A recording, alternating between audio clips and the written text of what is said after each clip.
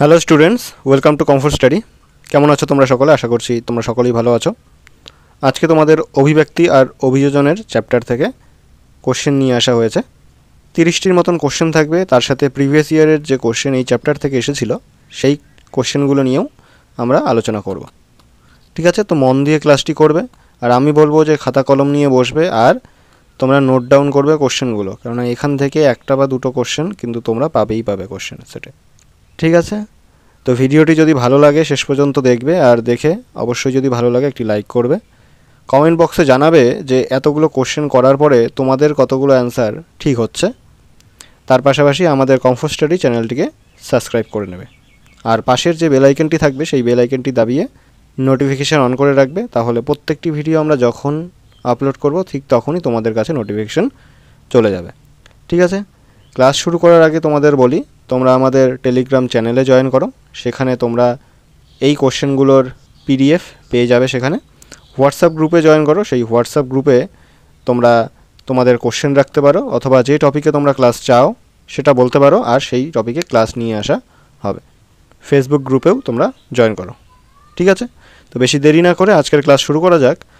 প্রথম কোশ্চেন যেটা বলা আছে সেটা হলো, যে মন্থর ও গতিশীল প্রক্রিয়ায় কোনো উদ্বংশীয় সরল জীব থেকে জটিল জীবের সৃষ্টি হয় তাকে বলে। বলেছে যে মন্থর যে ধীর বা গতিশীল প্রক্রিয়ায় কোনো উদ্বংশীয় সরল জীব থেকে জটিল জীবের সৃষ্টি হয় তাকে কি বলে? সেই প্রক্রিয়াটির নাম কি? অপশন দেওয়া আছে জৈব অভিব্যক্তি, অভিযোজন, পরিবৃতি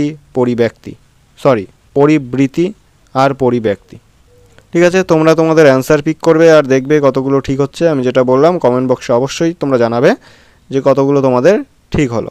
ঠিক আছে, তো এখানে যে মন্থর আর গতিশীল প্রক্রিয়ার কথা বলা হয়েছে, যেখান থেকে উদ্বংশীয় সরল জীব থেকে জটিল জীব সৃষ্টি হয়, সেটাকে আমরা বলছি, সেই প্রসেসটাকে আমরা বলছি জৈব অভিব্যক্তি। ঠিক আছে, অপশন নাম্বার এ তোমাদের রাইট অ্যান্সার। নেক্সট চলে যাই। বলেছে অভিব্যক্তি শব্দটি প্রথম প্রবর্তন করেন। এই যে অভিব্যক্তি চ্যাপ্টারটা আমরা পড়ছি, এখানে এই অভিব্যক্তি শব্দটি প্রথম প্রবর্তন করেন কে, প্রথম বলেন কে? অপশন দেওয়া আছে ল্যামার্ক, ডারউইন, দাভরিজ, হারবার্ট স্পেন্সার। তো এই অভিব্যক্তি যে শব্দটি আমরা এখন ব্যবহার করছি, এটা প্রথম প্রবর্তন করেন হারবার্ট স্পেন্সার। ঠিক আছে, অপশন নাম্বার ডি তোমাদের রাইট অ্যান্সার। নেক্সট কোশ্চেন বলেছে পৃথিবীতে জীববৈচিত্র্যের কারণ। পৃথিবীতে জীববৈচিত্র্যের কারণ। অপশন দেওয়া আছে কী কারণে জীব বৈচিত্র্য আমরা দেখতে পারি, জীবের মধ্যে যে বৈচিত্র্য থাকে সেটা দেখতে পারি, কিসের কারণে? অপশন দেওয়া আছে বিপাক, গমন, অভিব্যক্তি, অভিযোজন। তো জীবের যে প্রকারভেদ, জীবেদের মধ্যে যে বৈচিত্র্য আমরা লক্ষ্য করতে পারি, সেটা কিন্তু আলাদা আলাদা জীবের আলাদা আলাদা রকমভাবে অভিব্যক্তির কারণে সেটা হয়ে থাকে। তো তোমাদের রাইট অ্যান্সার হয়ে যাবে অপশন নাম্বার সি। নেক্সট কোশ্চেনে বলেছে জীবের উৎপত্তির তথ্য প্রথম প্রবর্তন করেন। জীবের যে উৎপত্তির তথ্য, জীবের যে উৎপত্তি হয়েছিল সেই ব্যাপারে যে তথ্য দিয়েছিলেন, এটা প্রথম প্রবর্তন করেন কে? অপশন দেওয়া আছে পাস্তুর বলতে লুই পাস্তুর, ওপারিন ও হ্যালডেন, ডারউইন আর মেন্ডেল। এই যে উৎপত্তির তথ্য এটা প্রথম প্রবর্তন করেন, তোমাদের রাইট অ্যান্সার কিন্তু এখানে হয়ে যাবে ওপারিন ও হ্যালডেন। ওপারিন ও হ্যালডেন প্রথম উৎপত্তির তথ্য প্রবর্তন করেন। তো ঠিক আছে, নেক্সট কোশ্চেন। আচ্ছা, নেক্সট কোশ্চেন বলার আগে তোমাদের এই কোশ্চেনের সেটের এখানে দেখো অপশানে ছিল, আমাদের এখানে রাইট অ্যান্সার কী হয়েছিল? জৈব অভিব্যক্তি, তাই তো? প্রক্রিয়াটি হলো জৈব অভিব্যক্তি ছিল। এখানে দেখো পরিব্যক্তি বলা ছিল। এই যে পরিব্যক্তি, এই পরিব্যক্তি আসলে কি? পরিব্যক্তিটা অ্যাকচুয়ালি হলো মিউটেশন। পরিব্যক্তিটা অ্যাকচুয়ালি হলো মিউটেশন। ঠিক আছে, তো এই মিউটেশন জিনিসটা কি? মিউটেশন হলো গিয়ে আমাদের দেহে যে ক্রোমোজোম থাকে, সেই ক্রোমোজোমের সংখ্যার যদি কোনো পরিবর্তন ঘটে, বা ক্রোমোজোমের মধ্যে যদি গঠনের কোনো পরিবর্তন ঘটে, তাহলে অ্যাকচুয়ালি যে জীবটার, সেই জীবটার কি হয়? সেই জীবের চারিত্রিক কিছু পরিবর্তন দেখতে পাওয়া যায়। এটাই হলো গিয়ে মিউটেশন। ঠিক আছে, বা যেটাকে আমরা বলছি এখানে পরিব্যক্তি। পরবর্তীতে এই নিয়েও মিউটেশন নিয়েও কোশ্চেন আছে, তাই আগে থেকে বলে রাখলাম। ঠিক আছে, তো আমরা কত নম্বর কোশ্চেন করলাম? 4 নম্বর হয়ে গেছে, আমাদের 5 নম্বর কোশ্চেন। আচ্ছা, দ্য অরিজিন অফ লাইফ গ্রন্থটি রচনা করেন। তোমরা সকলেই এই অ্যান্সারটি পারবে। দ্য অরিজিন অফ লাইফ গ্রন্থটি রচনা করেন। অপশন দেওয়া আছে ডারউইন, পাস্তুর, ওপারিন, ফক্স। তো আমি মনে করি যে তোমরা সকলেই এই অ্যান্সারটি ঠিকই করেছো। দ্য অরিজিন অফ লাইফ গ্রন্থটি রচনা করেন, এটা কিন্তু তোমাদের রাইট অ্যান্সার হয়ে যাবে অপশন নাম্বার সি, ওপারিন। ঠিক আছে, এই গ্রন্থটি রচনা করেন Oparin. Origin of life. Next question বলেছে আদিমতম পৃথিবীতে যে উপাদানটি ছিল না। আদিমতম পৃথিবীতে বলতে একেবারে পৃথিবীর প্রথম অবস্থার কথা বলেছে, যখন পৃথিবী একটা আগ্নেয় গলীয় পিণ্ড ছিল, তারপর ধীরে ধীরে ঠান্ডা হচ্ছিল। ঠিক আছে, তো সেই সময় একদম আদিমতম পৃথিবীতে যখন জীবের উৎপত্তি হয়নি, তখন পৃথিবীতে কোন উপাদানটি ছিল না? অপশন নিচে দেওয়া আছে CH4, H2, NH3, মুক্ত অক্সিজেন। এখানকার মধ্যে হাইড্রোজেন, ঠিক আছে, option number B hydrogen, ammonia আর CH4 কিসের সংকেত এটা CH4 তোমরা কমেন্ট বক্সে জানো। তো এখানে তোমাদের যেটা রাইট অ্যান্সার হয়ে যাবে, আদিমতম পৃথিবীতে যে উপাদানটি ছিল না সেটি হয়ে গেল মুক্ত অক্সিজেন। অপশন নাম্বার ডি হয়ে যাবে তোমাদের রাইট অ্যান্সার। এই কারণেই কিন্তু মুক্ত অক্সিজেন যেহেতু ছিল না পরিবেশে তখন, তাই জন্য পরিবেশ তখন কিন্তু তোমরা জেনে রাখো তখনকার পরিবেশ ছিল বিজারণধর্মী। ঠিক আছে, এটাও কিন্তু কোশ্চেন আসতে পারে যে আদিমতম পৃথিবীতে প্রকৃতি কীরকম ছিল, জারণধর্মী বিজারণধর্মী। ঠিক আছে, তোমাদের রাইট অ্যান্সার কিন্তু হয়ে যাবে বিজারণধর্মী, কারণ তখন মুক্ত অক্সিজেন পরিবেশের মধ্যে ছিল না। ঠিক আছে, হলো এই কোশ্চেন। নেক্সট কোশ্চেনে বলেছে পৃথিবীতে সর্বপ্রথম জীবের আবির্ভাব ঘটে কোথায়? পৃথিবীতে যে সর্বপ্রথম জীবের আবির্ভাব হয়েছিল, প্রাণের আবির্ভাব হয়েছিল, সেটা কোথায় হয়েছিল? অপশন দেওয়া আছে সমুদ্রে, স্থলে, অন্তরিক্ষে, ভূগর্ভে। তো এখানকার মধ্যে আমরা সকলেই জানি যে প্রাণের যে উদ্ভব হয়েছিল সেটা থিওরি হিসেবে আমরা জানি হট ডাইলুট স্যুপ থেকে প্রাণের সৃষ্টি হয়েছিল, সেটা কি ছিল? সমুদ্রে। ঠিক আছে, অপশন নাম্বার এ তোমাদের রাইট অ্যান্সার। তাহলে পৃথিবীতে সর্বপ্রথম জীবের আবিষ্কার ঘটে সমুদ্রে। নেক্সট কোশ্চেন বলেছে প্রথম কোষীয় সংগঠন দেখা যায় যেখানে, সেটি হলো প্রথম যে কোষীয় সংগঠন সেটা কোথায় দেখা যায়? অপশন দেওয়া আছে নিউক্লিয় প্রোটিন, কোয়াসারভেট, বায়ন্ড আর প্রোটোবায়ন্ড। তা তোমরা তোমাদের অ্যান্সারগুলো পিক করো, দেখো তোমাদের কতগুলো ঠিক হচ্ছে। ভিডিওটি তোমরা এখনও দেখছো, যদি ভালো লেগে থাকে, যদি মনে হয় যে না একটু হেল্পফুল হয়েছে, তাহলে তোমরা অবশ্যই ভিডিওটিকে একটি লাইক করো, তাহলে আমাদের মোটিভেশন হয় আরও ভিডিও তোমাদের জন্য নিয়ে আসার। তো প্রথম কোষীয় সংগঠন যে দেখতে পাওয়া যায় সেটি হয়ে গেল, অবশ্যই তোমাদের রাইট অ্যান্সার হয়ে যাবে অপশন নাম্বার বি কোয়াসারভেট। কোয়াসারভেটে প্রথম কোষীয় সংগঠন দেখতে পাওয়া যায়। নেক্সট কোশ্চেনে চলে যাই। বলেছে জীবের রাসায়নিক উৎপত্তি পরীক্ষামূলকভাবে ব্যাখ্যা করেন। এই যে পরীক্ষামূলক যে এগুলো আছে, যে রিসার্চগুলো আছে, সেই কে কোন রিসার্চ করেছিল, এগুলো কিন্তু ইম্পর্ট্যান্ট কোশ্চেন আসতেই পারে। ঠিক আছে, বিশেষ করে এই মিলার আর উরে এনাদের যে পরীক্ষামূলক ব্যাখ্যা ছিল, এই কোশ্চেন এখান থেকে কিন্তু কোশ্চেন অনেক আসে। ঠিক আছে, একটা কোশ্চেন আসতেই পারে। তো এখানে জীবের রাসায়নিক উৎপত্তি পরীক্ষামূলকভাবে ব্যাখ্যা করেন, অপশন দেওয়া আছে ল্যামার্ক ও ডারউইন, মিলার ও উরে, প্লেটো ও দান্তে, স্টার্লিং ও বেলিস। তো এখানে কিন্তু তোমাদের রাইট অ্যান্সার হয়ে যাবে জীবের যে রাসায়নিক উৎপত্তি সেটা পরীক্ষামূলকভাবে ব্যাখ্যা করেছিলেন মিলার আর উরে। যেমনটা বললাম, এখান থেকে কিন্তু কোশ্চেন অনেক আসে মিলার আর উরের পরীক্ষা থেকে। ঠিক আছে, নেক্সট কোশ্চেন বলেছে বিজ্ঞানী মিলার যেটি থেকে সরল অ্যামিনো অ্যাসিড সংশ্লেষ করেন তা হলো। বিজ্ঞানী মিলার যেটি থেকে সরল অ্যামিনো অ্যাসিড সংশ্লেষ করেন তা হলো, কিসের থেকে পান? অপশন দেওয়া আছে H2NH3CH4 জলীয় বাষ্প। বি নাম্বার অপশন দেওয়া আছে H2NH3CH4O2। 3 নম্বর অপশনে দেওয়া আছে H2NH3CH4SO3।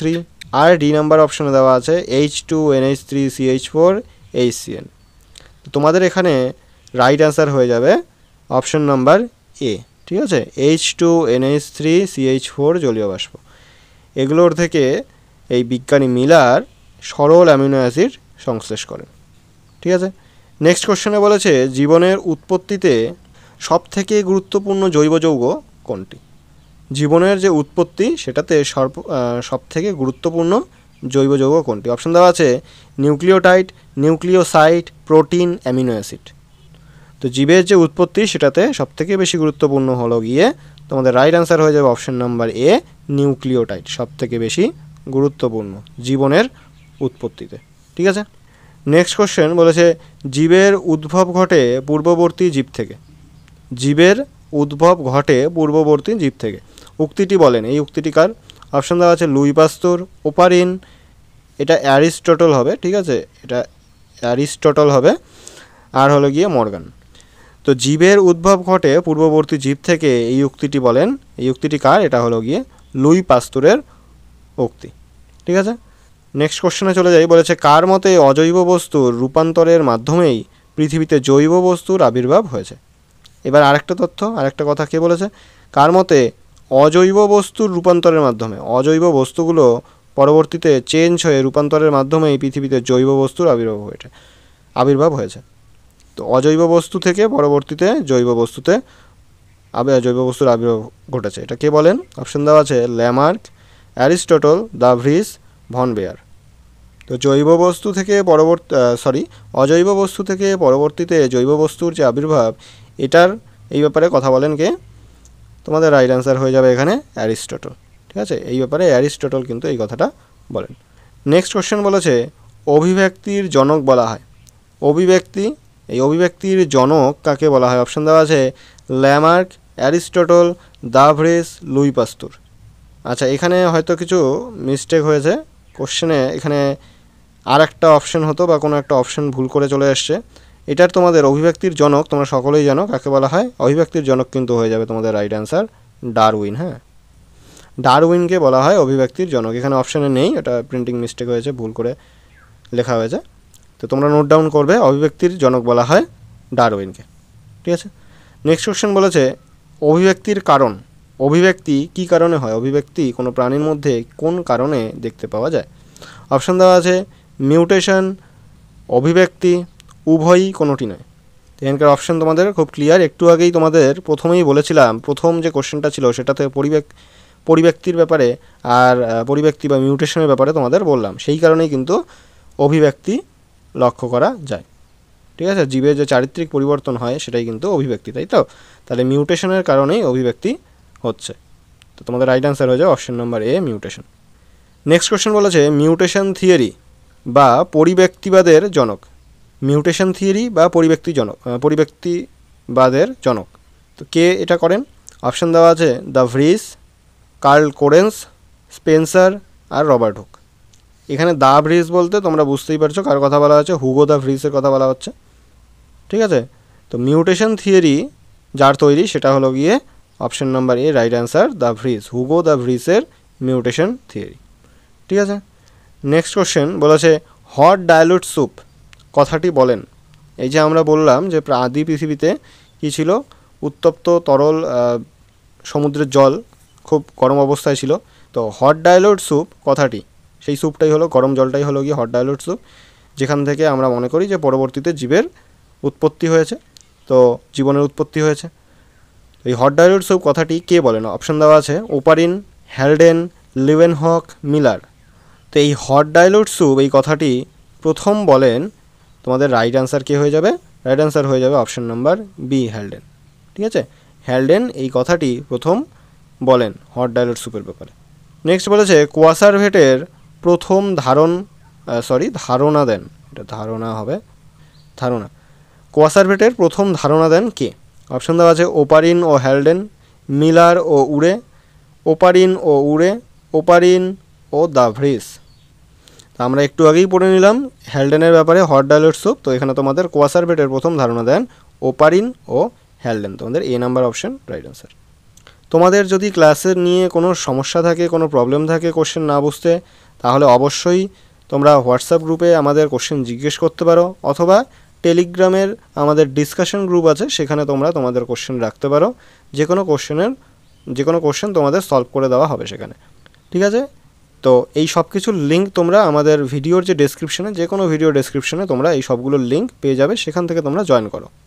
নেক্সট কোশ্চেনে আমরা চলে যাই। বলেছে মিলার ও উডের পরীক্ষায় উপজাত পদার্থরূপে প্রাপ্ত অ্যামাইনো অ্যাসিড হলো।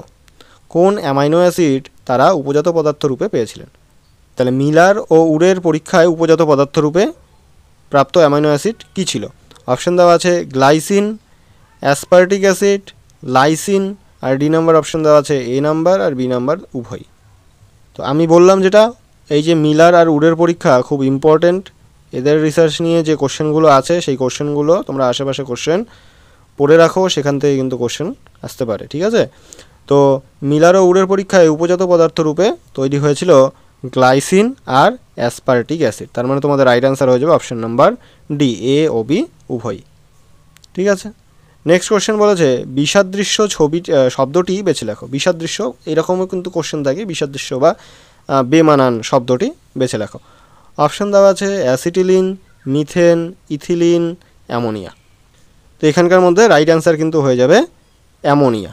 ঠিক আছে, অ্যামোনিয়া।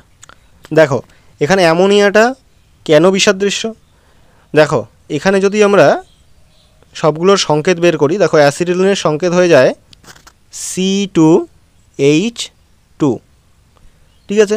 মিথেনের সংকেত হয়ে যায়, মিথেনের সংকেত তোমরা সকলেই জানো CH4, তাই তো। আর অ্যাসিটিলিনের সংকেত যেটা হয় সেটা হলো গিয়ে C2H4, ঠিক আছে। আর যদি অ্যামোনিয়ার সংকেত বের করি তাহলে দেখো দেখতে পারবে তোমরা এটা হয়ে যায় NH3, ঠিক আছে। তোমরা সকলেই জানো C2H2 অ্যাসিটিলিন, CH4 হলো মিথেন, C2H4 হলো গিয়ে ইথিলিন, আর NH3 হলো গিয়ে অ্যামোনিয়া। তো এখানকার মতো তোমরা লক্ষ্য করবে যে ওপরের যে তিনটে আছে এই তিনটি কিন্তু হাইড্রোকার্বন, সবগুলো কিন্তু হাইড্রোকার্বন। এই হাইড্রোকার্বনগুলো কোথায় ছিল, দেখো পৃথিবীতে প্রথম সৃষ্ট হাইড্রোকার্বনগুলো কিন্তু এই যৌগগুলোই ছিল, অ্যাসিটিলিন, মিথেন আর ইথিলিন। আর এখানকার মধ্যে শুধু অ্যামোনিয়া একটি হাইড্রোকার্বন নয়। তো তোমাদের বিসাদৃশ্য বা যেটা আলাদা সেটা হয়ে যাবে অ্যামোনিয়া। আশা করি বোঝাতে পেরেছি। নেক্সট কোশ্চেনে চলে যাই। লেখা আছে ফিলোসফিক জুলজি নামক গ্রন্থের লেখক। ফিলোসফিক জুওলজি নামক গ্রন্থের লেখককে অপশন দেওয়া আছে de Vries, Wiseman, Lamarck, Darwin. তো এই ফিলোসফিক জুলজি এই বইটি কিন্তু গ্রন্থটি লেখা ল্যামার্কের, অপশন নাম্বার সি তোমাদের রাইট অ্যান্সার, ঠিক আছে। নেক্সট কোশ্চেন বলা আছে, এখানে বলা আছে দেখো ব্যবহার ও অব্যবহার মতবাদের প্রবক্তা হলেন। ব্যবহার ও অব্যবহার মানে আমরা পড়েছিলাম যে যে অঙ্গের ব্যবহার বেশি হবে সেই অঙ্গটির মধ্যে ধীরে ধীরে অভিব্যক্তি দেখা যাবে, সেই অঙ্গটি পরবর্তীতে বেশি শক্তিশালী হয়ে উঠবে। আর যে অঙ্গটির ব্যবহার কম হবে সেই অঙ্গটি কী হবে, ধীরে ধীরে লুপ্ত হয়ে যাবে। যেরকম ধরা হয় যে মানুষের আগে কী ছিল, লেজ ছিল, তো পরবর্তীতে সেই লেজটি ব্যবহার না করতে করতে যার কারণে সেই লেজটি বর্তমান যে মানব জগৎ সেই মানব জগতের মধ্যে দেখতে পারা যায় না, মানুষের মধ্যে থাকে না, সেটি এখন ছোট্ট একটি হাড় শুধু কক্সিস নামে অবস্থান করে, তাই তো। তো ব্যবহার অব্যবহার এই মতবাদের প্রবক্তা হলেন, অপশন দেওয়া আছে Lamarck, Darwin, the Vries, Wallace. তো এখানে তোমাদের রাইট অ্যান্সার কিন্তু হয়ে যাবে ল্যামার্ক, ঠিক আছে। ল্যামার্ক এই মতবাদের প্রবক্তা। নেক্সট কোশ্চেন বলেছে অর্জিত বৈশিষ্ট্যের বংশানুসরণ এর প্রণেতা। অর্জিত বৈশিষ্ট্যের বংশানুসরণ এটি কার বক্তব্য, অপশন দেওয়া আছে Mendel, Lamarck, Darwin, the Vries. তো এই অর্জিত বৈশিষ্ট্যের বংশানুসরণ এটাও কিন্তু ল্যামার্কেরই একটি তথ্য, ঠিক আছে, ল্যামার্কের দেওয়া একটি তথ্য কিন্তু এটা। নেক্সট বলেছে ল্যামার্কের তত্ত্বকে ভুল প্রমাণ করেন। এই যে ল্যামার্কের যে তত্ত্ব অর্জিত বৈশিষ্ট্যের বংশানুসরণ, বিশেষ করে এই তত্ত্বটিকে ভুল প্রমাণ করেন কে, অপশন দেওয়া আছে জেনোফেন, মেন্ডেল, ওয়াইসম্যান, দ্য ভ্রিস। তো এখানে তোমাদের রাইট অ্যান্সার হয়ে যাবে ওয়াইসম্যান। তিনি কিন্তু ল্যামার্কের যে তত্ত্ব সেটাকে ভুল প্রমাণ করেছিলেন। কিভাবে দেখবো আমরা পরবর্তীতে। এখানে দেখো জার্মপ্লাজমের কথা বলেছে। জার্মপ্লাজম তথ্যের প্রবক্তা বা জার্মপ্লাজমবাদ এর প্রবক্তাকে, অপশন দেওয়া আছে Wiseman, Goldstein, Morgan, the Vries. তথ্যটার প্রবক্তাকে সেটা জানার আগে আমরা এতটুকু জেনে রাখি যে জার্মপ্লাজমবাদ বা জার্মপ্লাজম তথ্যটা কী। দেখো জার্মপ্লাজম তথ্যটা হলো গিয়ে, জার্মপ্লাজম তথ্যে বলা ছিল যে জীবের যে বংশগত বৈশিষ্ট্যগুলো থাকে সেগুলো দেহকোষের মাধ্যমে পরবর্তী বংশে সঞ্চারিত হয় না, দেহকোষের মাধ্যমে পরবর্তী প্রজন্মে সঞ্চারিত হয় না। কিসের মাধ্যমে হয়, এই যে বৈশিষ্ট্যগুলো সেগুলো জনন কোষের মাধ্যমে পুরুষানুক্রমে সঞ্চারিত হয়, ঠিক আছে। এগুলো কিসের মাধ্যমে হয়, জনন কোষের মাধ্যমে হয়, দেহকোষের মাধ্যমে হয় না। এই তথ্যটা দ্বারা আমরা কি বুঝতে পারি, দেখো ল্যামার্কের আমরা মাত্র বললাম যে অর্জিত বৈশিষ্ট্যের বংশানুসরণ। ল্যামার্ক বলেছিল যে বৈশিষ্ট্য আগের প্রজন্মে ছিল সেই বৈশিষ্ট্যগুলি সরাসরি পরবর্তী প্রজন্মে চলে আসে, কিন্তু এটা প্রকৃতপক্ষে অ্যাকচুয়ালি সঠিক না। এটাকে ভুল প্রমাণ করেন কে, ওয়াইসম্যান। তোমাদের এখানে রাইট অ্যান্সার হয়ে যাবে ওয়াইসম্যান। তো তিনি বলেন যে এই যে জীবের যে বংশগত বৈশিষ্ট্যগুলো সেগুলো দেহকোষের মাধ্যমে পরবর্তী জেনারেশনে না এসে জনন কোষের মাধ্যমে পরবর্তী জেনারেশনে আসে। এর মানে কি, যে একজন বডি বিল্ডার, ঠিক আছে, যার বডি আছে, ঠিক আছে, যে সারাদিন রাত খাটনি করে বডি বানিয়েছে, তার যে পুত্র বা কন্যা সন্তান সে কিন্তু জন্মের সময় থেকেই সে কিন্তু একজন বডি বিল্ডার হবে না, তার মাসেল কিন্তু সেরকমভাবে তৈরি হয়ে আসবে না। যদি তৈরি হয়ে আসতো তাহলে সেটা বলা যেত যে দেহকোষের মাধ্যমে পরবর্তী প্রজন্মে সঞ্চারিত হয়েছে। তার যে বৈশিষ্ট্য ছিল সেটা কিন্তু সরাসরি পরবর্তী প্রজন্মের দেহে আসে না, ঠিক আছে। সেগুলো কীভাবে আসে, সেই সেলটা থাকে, সেই জিনগত গুণটা তার সেলের মধ্যে থাকে, কিন্তু সম্পূর্ণভাবে সে ওইভাবেই কিন্তু তৈরি হয় না। আশা করি তোমাদের বোঝাতে পেরেছি যে পুরোপুরি একটা বডি বিল্ডারের যে পুত্র সে কিন্তু পুরোপুরিভাবে বডি বিল্ডার হিসেবেই জন্মগ্রহণ করবে না, কিন্তু তার জিনের মধ্যে সেই গুণটা থাকবে। এই কথাটাই হলো গিয়ে জার্মপ্লাজম তত্ত্বে বলা আছে। অনেক লম্বা হয়ে গেল, আশা করি বোঝাতে পেরেছি। যদি না বুঝে থাকো তোমরা আমাদের হোয়াটসঅ্যাপ গ্রুপে বলতে পারো, সেখানে আবার তোমাদের আমরা বুঝিয়ে দেবো, ঠিক আছে। নেক্সট কোশ্চেন বলা আছে প্রাকৃতিক নির্বাচন তত্ত্ব প্রবর্তন করেন। অপশান দেওয়া আছে ল্যামার্ক, ডারউইন, মেন্ডেল, ওয়াইসম্যান। তো প্রাকৃতিক নির্বাচন এই তত্ত্বটি প্রবর্তন করেন কি, এটা সবাই জানো তোমরা অ্যান্সার। তোমাদের রাইট অ্যান্সার হয়ে যাবে অপশন নাম্বার বি, ডারউইন। প্রাকৃতিক নির্বাচন এটি ডারউইনের তত্ত্ব, ঠিক আছে। নেক্সট কোশ্চেন বলেছে যোগ্যতমের উদ্বর্তন কথাটি প্রথম ব্যবহার করেন। যোগ্যতমের উদ্বর্তন কথাটি প্রথম ব্যবহার করেন কে? অপশন দেওয়া আছে ল্যামার্ক, ডারউইন, হার্বার্ট স্পেন্সার আর হলো গিয়ে দ্য ভ্রিস। তো যোগ্যতমের উদ্বর্তন কথাটি প্রথম ব্যবহার করেন, তোমাদের রাইট অ্যান্সার হয়ে যাবে অপশন নাম্বার সি, যোগ্যতমের উদ্বর্তন এই কথাটি প্রথম ব্যবহার করেন হার্বার্ট স্পেন্সার, ঠিক আছে। নেক্সট বলেছে সর্বপ্রথম বায়োলজি শব্দটি ব্যবহার করেন। সর্বপ্রথম বায়োলজি শব্দটি ব্যবহার করেন। অনেকে এই কোশ্চেনটাতে ভুল করে যে বায়োলজির জনক কাকে বলা হয়, সেটা কিন্তু না। এখানে বলেছে সর্বপ্রথম বায়োলজি শব্দটি ব্যবহার করেন কে? অপশন দেওয়া আছে Lamarck, Darwin, the Vries, Aristotle. তো সর্বপ্রথম যে বায়োলজি শব্দটি ব্যবহার করেছিলেন তিনি ছিলেন ল্যামার্ক, ঠিক আছে। নেক্সট কোশ্চেন বলেছে ডারউইন ড্যাশকে প্রাকৃতিক খেলা বলে উপেক্ষা করেন। কোন জিনিসটিকে প্রাকৃতিক খেলা বলে তিনি এড়িয়ে যান ডারউইন? অপশন দেওয়া আছে অভিব্যক্তি, অভিযোজন, মিউটেশন, সবগুলি। দেখো ডারউইনের তত্ত্বের মধ্যে একটা সবথেকে বড় ফল্ট হলো গিয়ে তিনি কি মিউটেশনটিকে উপেক্ষা করে চলে গেছেন। মিউটেশনটিকে তিনি প্রাকৃতিক খেলা বলে উপেক্ষা করে চলে গেছিলেন, ঠিক আছে। তো তোমাদের এখানে রাইট অ্যান্সার হয়ে যাবে মিউটেশন। নেক্সট বলেছে ডারউইন তত্ত্বের মূল বক্তব্য হলো, ডারউইনের যে তত্ত্ব সেটার মূল বক্তব্য কী ছিল? অপশন দেওয়া আছে পৃথকীভবন, স্বাধীন বণ্টন, প্রাকৃতিক নির্বাচন, অর্জিত গুণের বংশানুসরণ। তো ডারউইন তত্ত্বের মূল বক্তব্য কোনটি? এখানে রাইট অ্যান্সার কিন্তু হয়ে যাবে তোমাদের প্রাকৃতিক নির্বাচন। অপশন নাম্বার সি তোমাদের রাইট অ্যান্সার। ডারউইন তত্ত্বের মূল বক্তব্য ছিল প্রাকৃতিক নির্বাচন, একটু আগেই আমরা বললাম। আর এখানে যে এই যে অর্জিত বৈশিষ্ট্যের বা অর্জিত গুণের বংশানুসরণ ছিল, এটা কিন্তু ল্যামার্কের ছিল, তাই তো? ঠিক আছে। নেক্সট এখানে দেখো আমাদের কোশ্চেন সেট আজকে শেষ হয়ে গেল। দেখো তোমাদের 4টি কোশ্চেন প্রিভিয়াস ইয়ারের সেট থেকে নেওয়া হয়েছে। তো এখানে জিএনএম 2021-এর শিফট 1 থেকে নেওয়া হয়েছে। অপশন দেওয়া আছে, দেখো কোশ্চেন দেওয়া আছে ডারউইনের মতবাদ কোন তত্ত্বটিকে স্বীকার করে না? দেখো না সূচক না দেওয়া আছে, ঠিক আছে। তো ডারউইনের মতবাদ কোন তত্ত্বটিকে স্বীকার করে না? অপশন দেওয়া আছে যোগ্যতমের উদ্বর্তন, প্রাকৃতিক নির্বাচন, অস্তিত্বের জন্য সংগ্রাম আর অর্জিত বৈশিষ্ট্যের উত্তরাধিকার।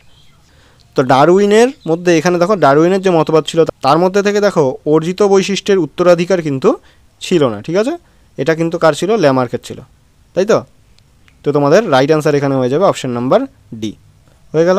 নেক্সট কোশ্চেন বলেছে প্রাকৃতিক নির্বাচন তত্ত্বটি যে বিজ্ঞানীর প্রস্তাবিত।